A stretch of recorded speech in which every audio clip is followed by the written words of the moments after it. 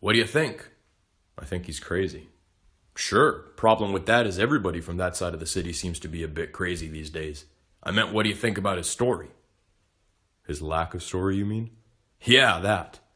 I don't know. Listen, I don't have the energy to decipher all this pseudo-religious nonsense the kids are spouting. I know what you mean. If at least we knew where it's coming from, you know? Might start to make some sense. What's wrong with the kids are on drugs explanation, huh? How about that? Oh, it's not drugs. I don't think so anyway, but it's not political either. Why does the mayor have us investigating this anyway? I don't know. Sounds political to me. A city appearing through the fog. Kind of like a metaphor, you know? So now you want to take it seriously. What happened to the kids are on drugs? Most politics is just hallucinations anyway. You think they need cops in the Magic City? Always thinking ahead, huh? Why not? Maybe we should be getting in on it, you know? Asking these kids to put in a good word for us. You'd be a great cop in an imaginary city. You could solve all your cases by making stuff up. Talking's most of what you do anyway. Right? Perfect fit, huh? The detectives finally let me go. I can half hear them arguing from the next room. Guess I confused them. I make my way back home. The apartment complex I live in is sort of built in a valley, so fog pools and so does water. It's not great for people, but plants seem to like it. There's this weird flower that's been growing here lately. Its petals are all continuous, kind of like a vine. Somebody told me that a botanist was here the other day, trying to figure out what it is, but he couldn't classify it. When the wind hits it, and don't ask me how we get wind down here, but we do, it kind of looks like electricity, moving. And if you follow it down this one alleyway, well, sometimes nothing, but sometimes you just walk into this other place. That's what the detectives are investigating. Bunch of people say, mostly young folks, that they're seeing a city. It's not really like they're having a vision. It's like they're stumbling into it. The thing is made of stone. You get this heat off it. Makes you imagine there's a warm flow of blood underneath. Voltaic acid like in a storm cloud.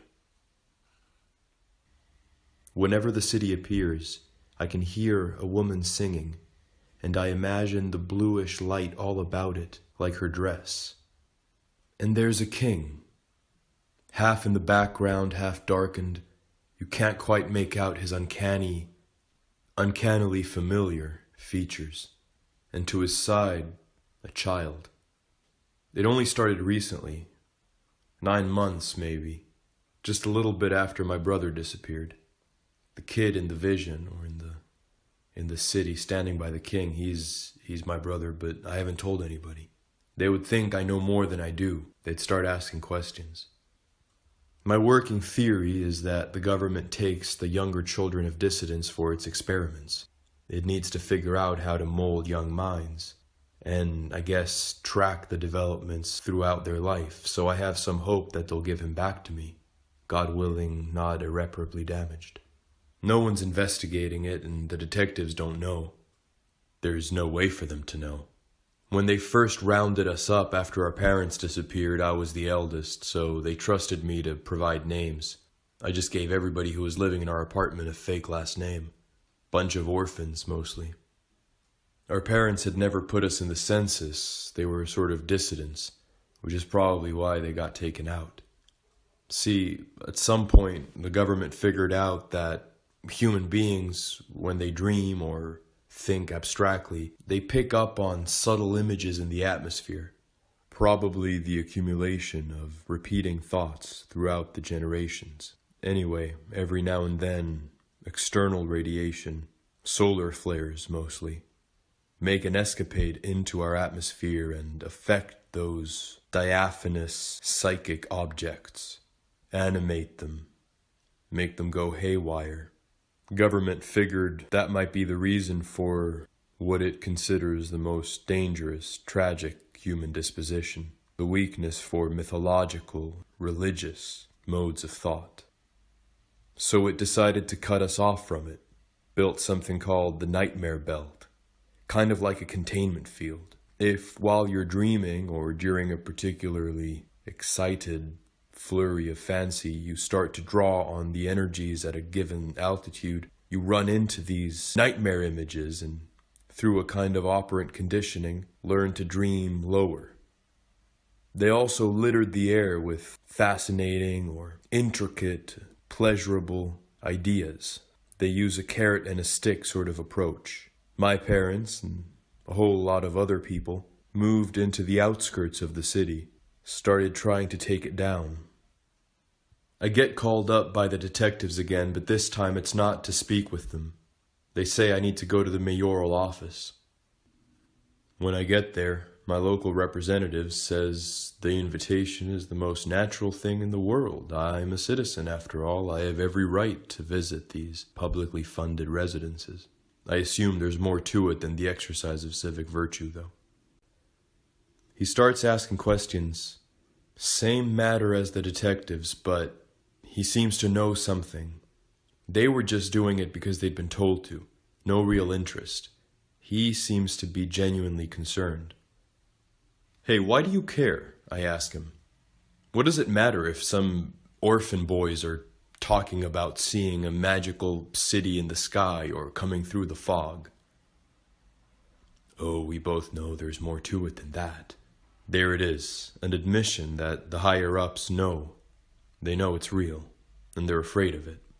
As soon as he says this, he grabs his knife and, in a manner so casual, so matter-of-fact, that it makes me doubt my own pain receptors, he sticks it halfway in my hand. I shriek. What is it? You just stuck a knife in me. Oh, don't worry. I'm not allowed to hurt the citizenry. Therefore, if it had caused you pain, I wouldn't have been able to do it. Well, then why do it at all? Well, for some reason it gets people talking. The guy is crazy, obviously. That, or he conforms to his training and the doublespeak that the government's instilled in him to the point of putting himself beyond reason, beyond guilt. It goes on for a little longer, but eventually I get released. Some of the other kids say that they've been called up to the mayoral office as well, tortured slightly in the same way. They don't know that I know anything, and they don't know anything themselves, so it's unlikely that they'll keep bothering me. That night we see the city. Crisper, fuller than ever before. One of the first times it appeared, there was this girl, an orphan like me. She's so pale, she's almost blue. It's hard to describe. She kept shivering. Wasn't even that cold back then, but I taught her how to make a fire, where to get logs from the dump, how to leave a gap so that the air can come in underneath it, keep feeding the flame. That's sort of the way the city is.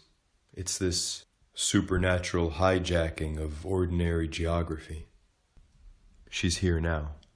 Been shaking hands with a knife? She jokes. Nah, just the mayor, I tell her. She cleans my wound and wraps it, and the city appears. On this occasion, my brother isn't there.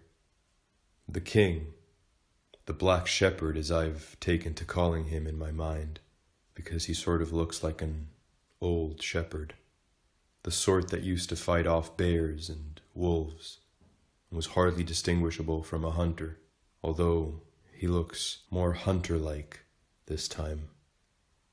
Comes closer. An ill-seen ancient visage, revealed, the ever-youth. He speaks to me directly. You want to see. You want to know what's arriving. Yes, I say. These visions have been making it harder to inhabit the pedestrian. I think we all want to escape into them. He holds out his hand. I can't explain it, but it feels perfectly logical that if I want to see, I have to give him my eyes. I pull one out of its socket and place it on the hollow of his palm. I see myself sitting down at his seat, that blue fire all about me. I talk to some of the other people who were there. Some of them, maybe not most, but some, describe the exact same experience happening to them. A few days later, I think to see the black shepherd again, the hunter, the king. I approach, but it's only a play of branches and light. But underneath, a bundle. My brother. He says the government did try to take him, but that the king told him where to hide. All this time, he's been laying low, sharing in the visions. Thereafter, we can see the city all the time, in little corners, pieces here and there.